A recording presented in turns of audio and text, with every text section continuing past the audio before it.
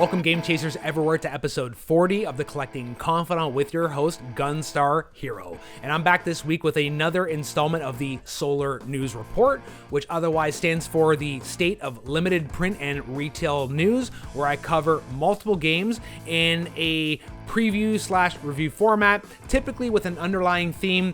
This week's underlying theme, of course, is musical-based adventure games with some old and something new. The first game is a newer game, which is getting a physical release via im8bit.com. This is the Artful Escape, which was developed by Beethoven Dinosaur. This is their first effort and was published by Annapurna Interactive, originally released digitally for the PC and Xbox One/Series X and S on September the 9th, 2021, and then the following year, on January 25th, 2022, got a PS4, PS5, and Nintendo Switch release, and of course is getting physical releases for only the PS5 and Nintendo Switch via im8bit.com. I'll get more into those options later, but let's talk about this very unique, I'd say, interactive movie, more than a game, but still definitely worth your time, especially if you're into, say, Pink Floyd, David Bowie,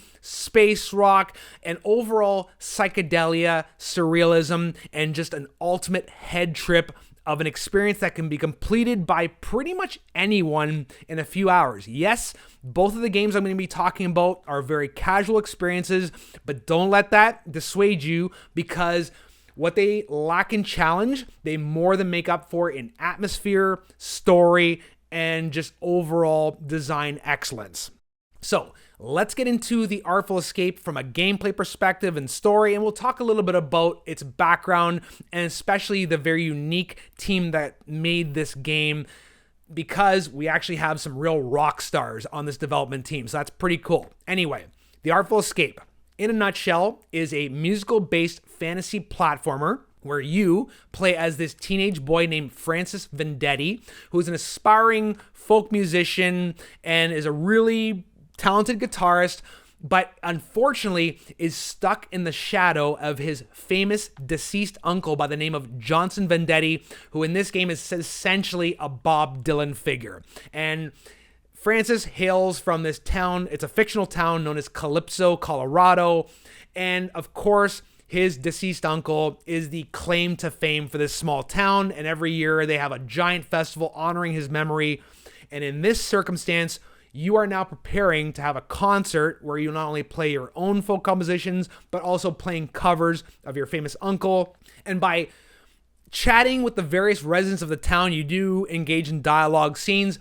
You'll get the idea that these residents never really got over the untimely death of Johnson Vendetti and are now looking towards Francis to be the passing of the torch, the mantle bearer to kind of fill in the void that was left by Johnson Vendetti. So you sense the frustration early on of Francis, where you can tell that he's not really excited about being a folk musician, but feels it's his duty based on the expectations of all the townsfolk around him. So he's preparing for this show, and then one day he actually meets this very mysterious woman named Violetta, who is kind of like this odd figure, and after some conversing, she starts to notice his insecurities and starts to challenge him to start taking more risks, especially from a musical perspective, and tells him that he should go to find this place called Lightman's that is apparently this hidden place within this town that he grew up in that he's never heard of before. Then, one night after going to bed, he encounters an alien who comes to his host by the name of Zom, and this alien is actually voiced by Jason Schwartzman, who played Max Fisher in the film Rushmore. There actually is a lot of heavy voice talent in this game. There's actually many famous actors that are in this. So he encounters this alien named Zom, who also tells him to find Lightman, who actually turns out to be this legendary guitarist voiced by Carl Weathers, who played Apollo Creed in Rocky.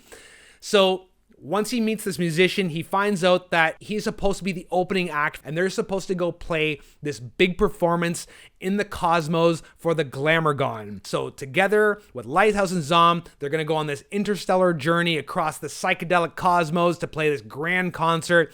And I don't want to spoil too much more because it is a short game, but you can kind of see how this is setting up to be this big head trip, acid trip game of an experience, which is a visual feast and sonically just something else entirely. I really have to commend the developers for a first-time effort on what they were able to achieve technically with this game, in spite of some of its gameplay flaws, which are passable, but we'll get into that later. Overall, this is a very cool experience, and if you're into music, especially, like I said before, Bowie, Pink Floyd, you'll find something really, really cool in this. So, from a gameplay perspective, like I mentioned, this is a platformer and it's fantasy-based and it's very simple, so simple to the point that pretty much anyone, including your casual players, can pick up and play this and probably see it through to completion because the controls are very simple and of course you cannot die, which will be controversial to some people, but I understand why that's a thing because this game is meant to be played from start to finish. It isn't meant to punish you or make you feel frustrated. So, control-wise, very simple. You'll have a jump button, which you can also employ to use a double jump to get to higher heights. And you'll also have a separate button, which allows you to play riffs on your guitar. So you'll basically hold that down, and as you're traversing the landscape, playing these riffs will allow certain things to happen to the environment, whether lighting up buildings or allowing objects to move in the background and cause new effects. So it definitely has an interactivity with the environment around it. But then eventually you'll get to these quote unquote boss battles where you'll have to jam with these alien creatures. And that's where the game turns into a game of Simon Says, where the alien boss will play a sequence of notes and you'll have to copy that, keep going until you eventually complete the jam and then move along your journey. Again, very simple, very musical, and designed so that pretty much anyone, including your grandmother, can play this game from start to finish. And of course, this game can be completed in just a few hours. Now, what's the point of this game? The theme here, of course, as I alluded to, is the fact that you are this young musical artist caught in the shadow of your famous uncle who is struggling to find his own identity within music and achieve his own sense of rock stardom without being burdened by the expectations of all those around him. And that's basically the theme that permeates throughout the game. And as you evolve and as you start to take on more and more of a unique identity and craft it in your own unique way, it's going to have an effect on the choices you have within the game itself. Whereas in the first part of the game, when you're interacting with all the NPCs, you don't even really have any dialogue choices. You'll have a series of dialogue bubbles you can choose to activate, and you'll essentially just have to hear the conversation play out. Whereas, as you get deeper and deeper into the narrative, you're going to find that you'll start to have more dialogue choices that will allow you to customize your backstory, how you appear, the whole legend of where you originated from to create this very unique narrative around your whole rock star persona that is just super entertaining and allows for multiple playthroughs to see what type of identity you're going to craft next. But overall, the story itself is very compelling. The voice acting is incredible. The visuals are the star of the show here. And the game is long enough that it can be basically completed in one sitting. It's about, say, 3 to 4 hours, so you can complete it in an afternoon. And then I honestly wanted to play it again. Even though I had a few, say, bumps here and there, it was not a perfect experience. It was engrossing enough and entertaining enough that I do want to play it again and see what other options are at my disposal. So that's the gameplay in a nutshell. Let's talk a little bit about the history and development because this is actually kind of cool. So as I mentioned before, the developer is by the name of Beethoven Dinosaur, and it was led by Johnny Galvatron. That's, of course, his stage name because Johnny Galvatron was actually an internationally touring musician of the band The Galvatrons. His backstory is that he was studying computer animation and film at Melbourne, Australia, and shortly after grad, his band The Galvatrons were actually picked up by Warner Brothers, signed to a major deal, and then he spent nearly 10 years on the road traveling with this band, opening up for acts like Cheap Trick, and even providing support for other bands like The Police, Kiss, and Tame Impala. So he got to live out his rock star fantasy, or so he thought, because I've watched quite a few interviews with Johnny Galvatron, and there's definitely this sense of disillusionment that comes out where he had this picture of what he thought rock stardom was going to be, and then the reality of it when he actually got out on the road and started dealing with major labels was a lot different. And he found that he actually hated touring and started to find he was actually almost kind of disliking the whole craft itself. So After about 10 years of being with the band, he decided to kind of call it quits and go back to his original passion of game design, which really had been infecting him while he was on the road, because when he'd be on tour, he'd be on the bus writing little video game articles for different websites, and he'd also be messing around with the band's laptop doing little projects. He decided to go back to that full time and take on the video game development part of his career, because he dabbles in a lot of stuff. But he decided he wanted to go make an actual game, and he was really inspired by the works of Steven Spielberg and Stanley Kubrick, which you can definitely see in the psychedelic visuals, as well as the work of Wes Anderson, who again directed Rushmore. Jason Schwartzman's in this game. Jason Schwartzman was in Rushmore, so that was kind of cool for Galvatron to be able to work together with him. He was inspired by those filmmakers, which you can see in the visual and sound design, but in terms of an overall game concept, he basically describes the Artful Escape as what it would be like in video game format if David Bowie left London on an interstellar journey to become Ziggy Stardust. And I'd say that's a very cool way of describing this game in one sentence, and it's a very big head trip.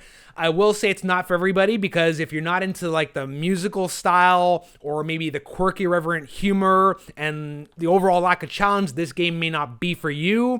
But if you are into cerebral, psychedelic, musical-based experiences that rely on visuals and audio and kind of take you on this journey from start to finish, there's a lot to love in this game, and I definitely recommend it from that standpoint. So that's the development history in a nutshell. Physically, like I said, you can buy this game on the PlayStation 5 and the Nintendo Switch via im8bit.com. It's currently available for pre-order, and the versions are a bit different in price as per usual. The PlayStation version is a bit cheaper. The PS5 version goes for $29.99 US, whereas the Switch version's a little bit pricier at $34.99 US. And of course, both versions are going to include 3 guitar picks with the package. So if you enjoyed this game on, say, Game Pass or PlayStation Plus, and you want to own it physically in your library, you can go to im8bit.com now to get your pre-orders. Stay tuned, because we're going to be coming back with another game related to this, an older game, a PC classic that is getting a physical release via Limited Run Games. Stay tuned. We'll be right back.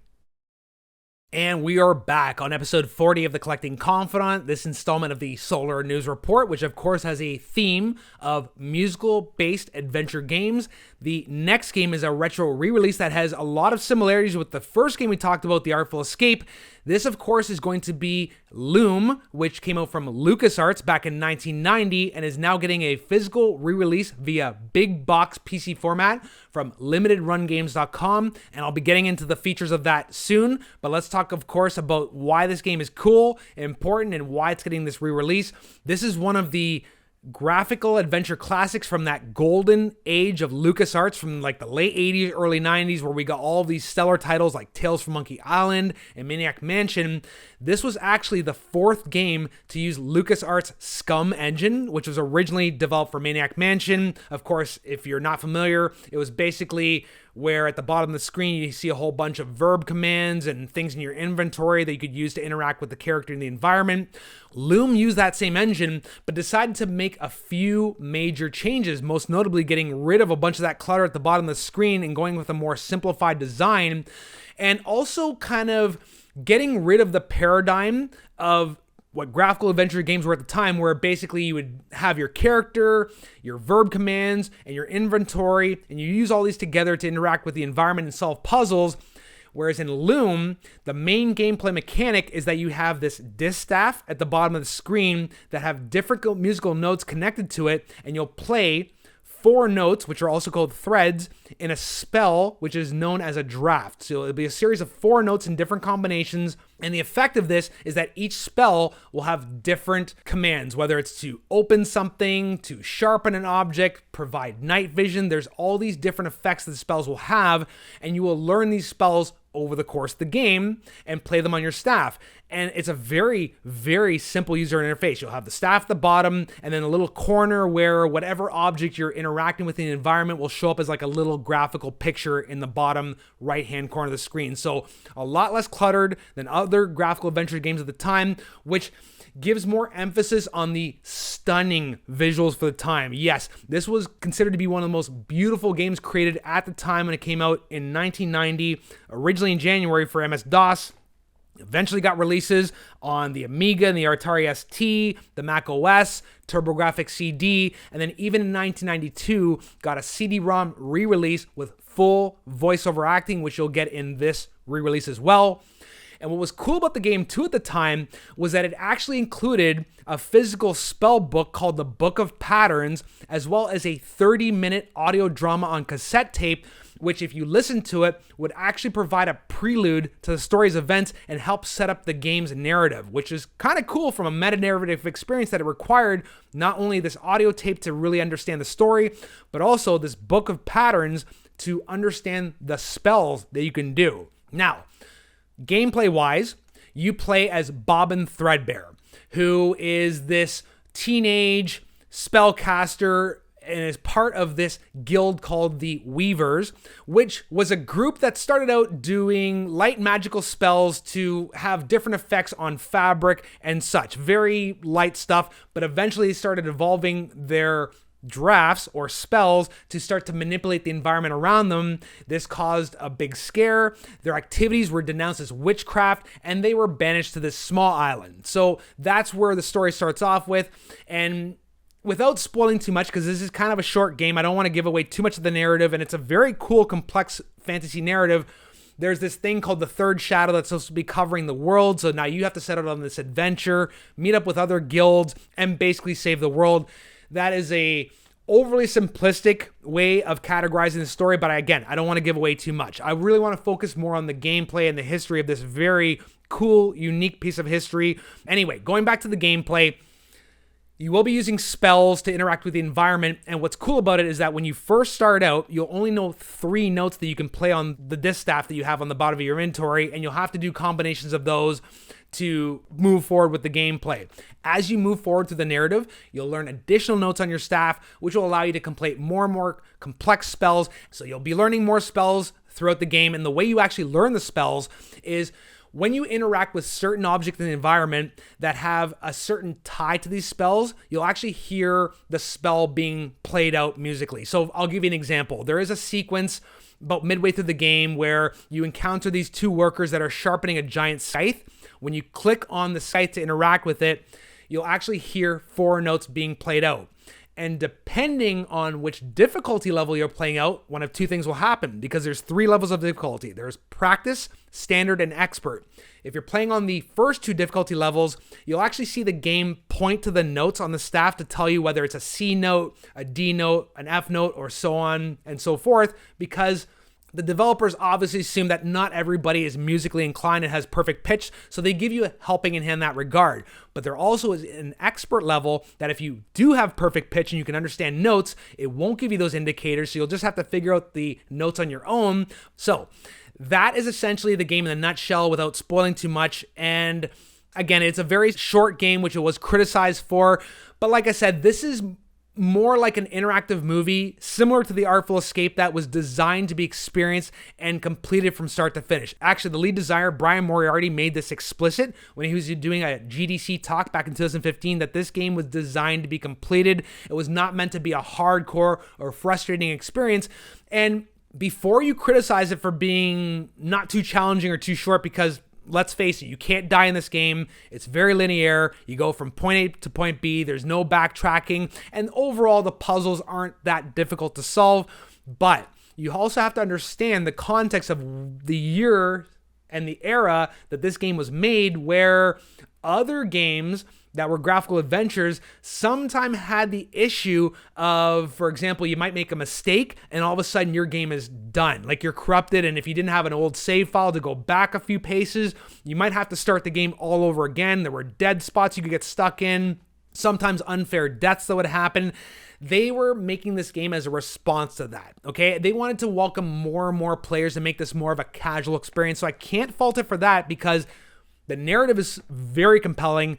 The voice acting has some of like the who's who of British voice actors of the time, and it's overall an engrossing experience that, you know what, I'll allow it to pull me from point A to point B just to enjoy the immersion of the overall richness of the ambience, the environments, the score. This game has a great feel to it and just truly ages well. I will say that, because What's interesting about this from a historical perspective, as I mentioned, this was developed by Brian Moriarty, who worked for Infocom, which actually did some business software for MS-DOS, but he also had done 3 text-based adventure games for both Infocom and Lucasarts back in the 80s. Specifically, those were Wishbringer out of 1985, Trinity out of 1986, and Beyond Zork out of 1987. If you Google these games, you'll be able to find them on archive sites and be able to play them for yourself.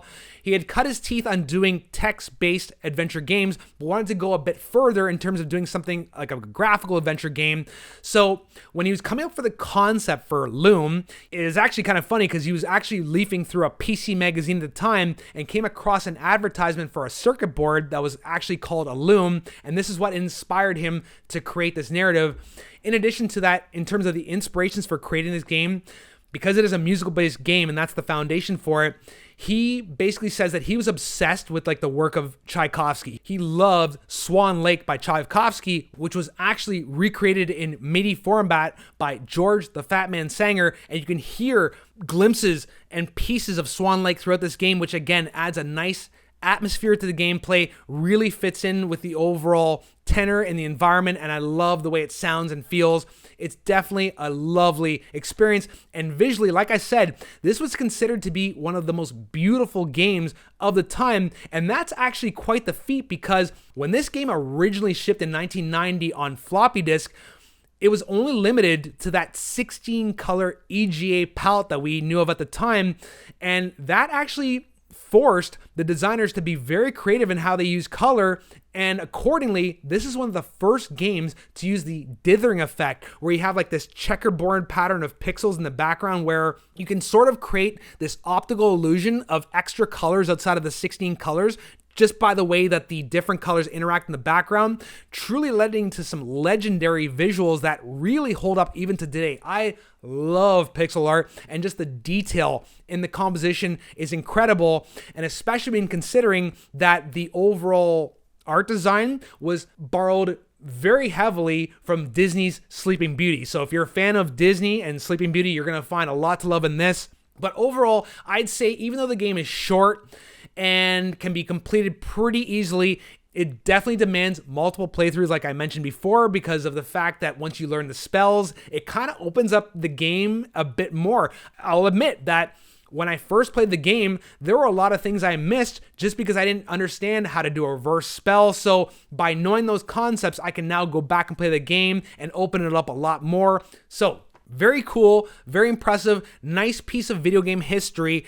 And if you are interested in getting the physical version, again, I did mention that it is now available for pre-order via limitedrungames.com, only for the PC in big box PC format.